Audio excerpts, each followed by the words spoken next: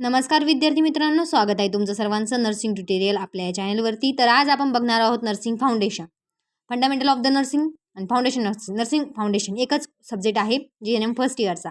तर याच्यामध्ये आपण 15 मार्काचा क्वेश्चन बघणार आहोत। तर हा पेपर कधीचा आहे? 19 जानेवारी 2023चा।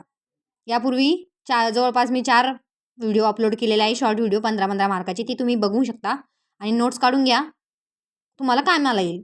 आता बघूया पहिलं, 1 अंश म्हणजे किती मिली? तर 25 मिली असतो। 1 अंश म्हणजे किती? 25 मिली। लघवीतून रक्त येणे यालाच काय म्हणतो आपण? हिमॅच्युरिया असे म्हणतो। लघवीतून रक्त येण्याला काय म्हणतो आपण? हिमॅच्युरिया। त्यानंतर बघा टॅकिकार्डिया। टॅकिकार्डिया व्हॉट? तर टॅकिकार्डिया म्हणजेच प्रत्येक मिनिटाला नाडीचे ठोके कितीपेक्षा जास्त होतात? 100 पेक्षा। लक्षात ठेवायचे, 100 पेक्षा जास्त जेव्हा होतो तेव्हा टॅकिकार्डिया आणि 80 पेक्षा कमी होतो तेव्हा ब्रॅडिकार्डिया असं म्हणता येतं। तर आपला टॅकिकार्डिया लक्षात ठेवा याच्यामध्ये। त्यानंतर जिल्हा रुग्णालये टिंब मार्फत चालवली जातात। तर कशामार्फत चालवली जातात? राज्य शासनामार्फत।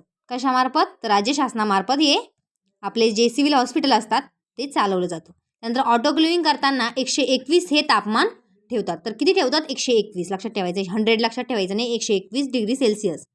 डिग्री आणि सेल्सिअस पण लक्षात ठेवायचे, तुम्ही म्हणता फॅरेनहाइट नाही, डिग्री सेल्सिअस। आता त्यानंतर बघूया जोड्या जुळवा। अ गटमध्ये बघा एच म्हणजेच आपल्या हे सर्वांना माहिती आहे, जे ड्युटी करतायत त्यांना चांगल्या प्रकारे माहीत असतं। एच म्हणजे रात्रीच्या वेळी मेडिसिन देणे, आफ्टर डिनर आणि झोपण्यापूर्वी। त्यानंतर नर्सिंग प्रोसेस। तर नर्सिंग प्रोसेस कशी असते? तर असेसमेंट करावं लागते, असेसमेंट करतो आपण सर्वप्रथम, लक्षात ठेवायचे। त्यानंतर ॲनाल्जेसिक म्हणजे दुखणे कमी करणे, समजलं। त्यानंतर मिठाशिवाय जेवण आपण केव्हा देणार आहे? तर हायपरटेन्शनच्या पेशंटमध्ये, म्हणजे जास्त रक्तदाब वाढल्यानंतरच्या पेशंटला। त्यानंतर बेनिडिक्ट सोल्युशन कशासाठी असतं? युरिन शुगर टेस्टमध्ये। त्यानंतर बघू आपण आता पाण्याची गादी क्षयावरण कमी करते। तर तुम्ही बघू शकता, जे पॅरालाइज झालेले पेशंट त्यांना कोणती गादी असते? पाण्याची किंवा एअर गादी असते। तर त्याच्यामध्ये काय होतं? क्षयावरण कमी करते, हे बरोबर आहे, समजलं।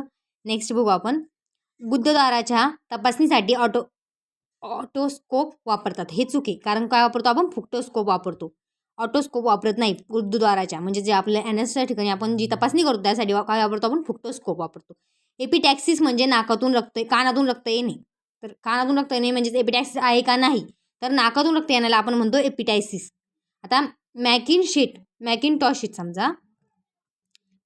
शीट डिसइन्फेक्शन सूर्यप्रकाशात करावे, तर हे चूक आहे। रबर चादरचे करतो आपण, हे चूक आहे। कारण कशामुळे करावे? कशामध्ये करावे? मग साबण पाण्यामध्ये करावे आणि तापमापक गरम पाण्याने स्वच्छ करावे, तर हे चूक आहे।